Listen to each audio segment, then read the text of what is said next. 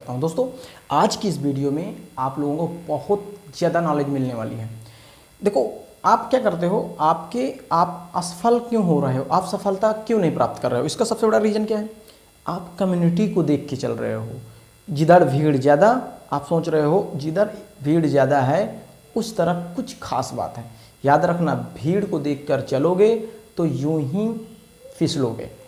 मैं एक बात बोलने आया हूँ कि आप जैसे इंग्लिश में तैयारी कर रहे हैं, आप फाउंडेशन, इंडिविजुअल कर रहे हैं, फिर भी क्वेश्चन नहीं बन रहे हैं। एक वीडियो देख लीजिए, क्वेश्चन नहीं बन रहा तो एड्रेस दे दूंगा, आ जाना भाई, जो बोलना है बोल देना।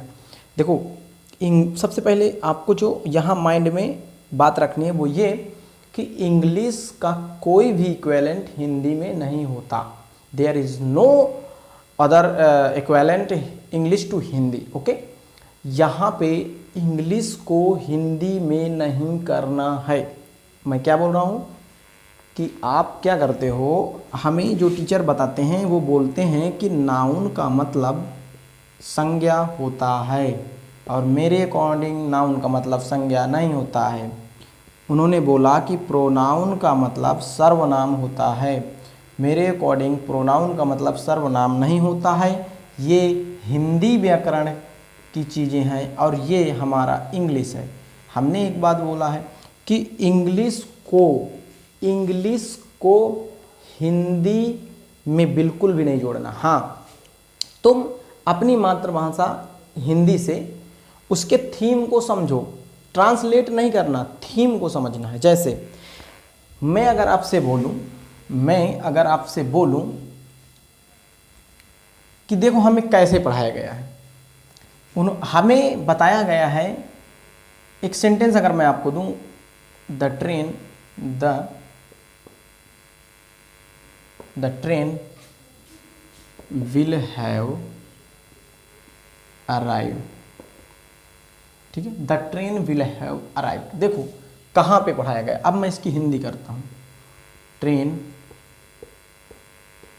पहुँच चुकी होगी। राइट।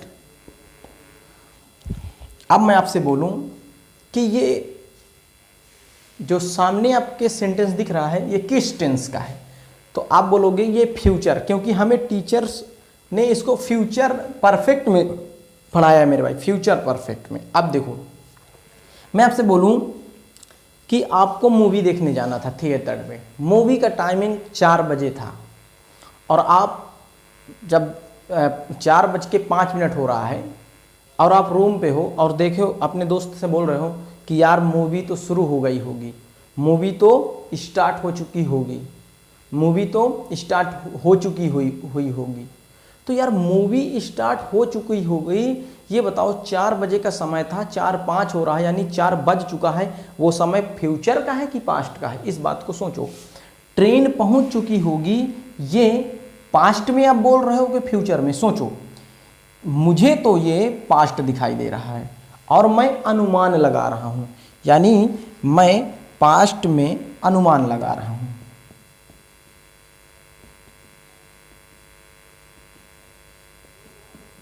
ये कहीं ना कहीं पॉसिबिलिटी प्लस पास्ट है। अब जब ये इसमें मैं अनुमान लगा रहा हूं तो मेरे सामने 2 समस्याएं हैं कि पॉसिबिलिटी जाहिर करने के लिए हम कभी भी बिल फाइल नहीं लगाते, हम तो मेमाइट के यूज करते हैं, मॉडल्स का यूज करते हैं। अब देखो, इस ऐसे सेंटेंस को हमें फ्यूचर के परफेक्ट में पढ़ा के बड़ा किया गया है। और सोचोगे, अभी मैं बहुत चीज़ सोचने के लिए बोल रहा हूँ। जैसे आप बोलोगे कि क्लास चल रहा हो, क्लास स्टार्ट हो चुका होगा, फ्यूचर में कि पास्ट में? आप फ्यूचर बोल रहे हो कि पास्ट की बात कर रहे हो? आप निकल रहे हो रूम से और देख रहे हो कि 7:30 का हमारा क्लास है और 7:40 हो रहा है, तो 7:30 यानी बीत चुका समय। अब ये बताओ, वो समय बीत गया तो वो तो पास्ट में हो गया। अब आप बोल रहे हो यार क्लास तो स्टार्ट चुकी हो गई। तो ये चीज़ें सोचो, हमें फ्यूचर में बताया गया, लेकिन एक्चुअली में वो सेंटेंस कहाँ का था? पास्ट का था। अभी जब हम टेंस शुरू करेंगे तो इन चीज़ों की बात करेंगे। जैसे मैं अगर आपसे बोलूं, बार बार इस बात को इंसिस्ट कर रहा हूं कि अगर आपको सक्सेस लेनी है, और इंग्लिश कितनी गलत हमें पढ़ाई जा रही, इस चीज़ को मैं दिखाने आया हूं। अगर आपको सक्सेस लेनी है तो सबसे पहले आप अपने आप को डिफरेंट करो, दूसरों से हटा लो। आप देखो इधर इंग्लिश प्योरली इंग्लिश है, उसको हिंदी में नहीं जोड़ा जाता। जैसे मैं लिखूं एक सेंटेंस आपके बीच, मेरे पिताजी ने मुझसे कहा कि इस बार अगर तुम पास हो जाओगे तो मैं तुमको एक आईफोन दूंगा। मैं आप लोगों से अगर बोलूं कि इस दिए हुए हिंदी के एक वाक्य में कोई ग्रामर की गलती है, कोई व्याकरण, हिंदी व्याकरण की कोई गलती है, आप सेंटेंस को देख लो, तो आप बोलोगे कि नहीं, हिंदी के ग्रामर की इस हिंदी के सेंटेंस में कोई गलती नहीं। तो अब इसको मैं इंग्लिश में ट्रांसलेट करता हूं। My father told me that if this time you will pass, I will give you an iPhone। आप देखें मैंने इसको ट्रांसलेट कर दिया। Now watch the mistakes in this sentence. अब देखो, मेरे पिताजी ने कहा, ये बताओ यू किसके लिए? मेरे लिए, तो यहां यू नहीं आई होगा। यहां प्रोनाउन की कोई गलती नहीं, यहां पे प्रोनाउन की कोई गलती नहीं। आप सब पढ़ रखे हैं कि इफ के साथ कभी भी विल, शैल या मॉडल का यूज नहीं करते। और देख रहे हो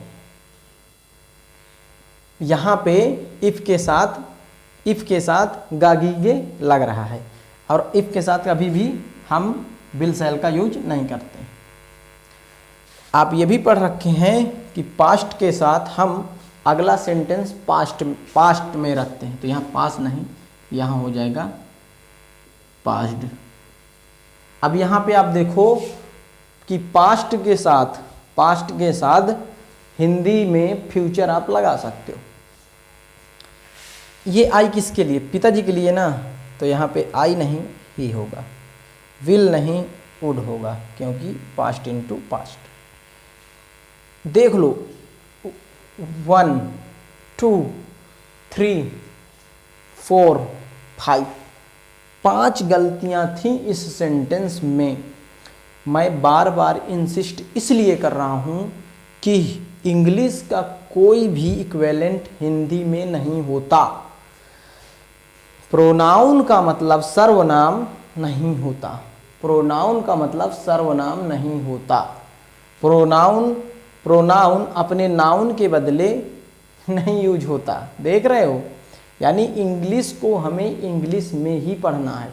हाँ, हमारा कम्युनिकेशन जो होगा वो हम अपनी भाषा में कर लेंगे।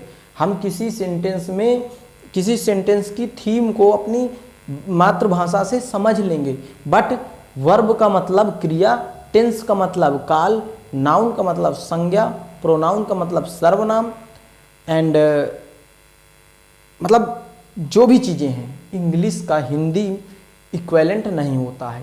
इस बात को मैं आपको दिखाने आया हूँ। अब जो मोस्ट इम्पॉर्टेंट बात है वो जो मुझे बताना है वो ये कि जब आप कोई एग्ज़ाम देने बैठते हो जिसमें इंग्लिश का पेपर आपको मिलता है, तो वहाँ पे तो एक सेंटेंस मिलते हैं, इंग्लिश के सेंटेंस मिलते हैं, और उन सेंटेंस में यूज क्या होता है? वर्ड्स। भाई वर्ड यूज होता है ना। आपको जो टीचर आपको ग्रामर पढ़ा रहे हैं वो 20% ग्रामर फार्मूले बेस पे आपको पढ़ा रहे हैं, वही क्वेश्चन आपसे बन जाते हैं। जैसे आपको पता है कि नॉट नो सूनर के साथ दैन लगना है, किसी सेंटेंस में नो सूनर देखा आपने दैन को खोज लिया, ये फार्मूला बेस्ड है। 80% जो ग्रामर होती है जो दिखाई नहीं देती वो हमें डील नहीं किया जाता। मैं इसलिए बोल रहा हूं क्योंकि मैं इस बात को प्रूफ करूंगा।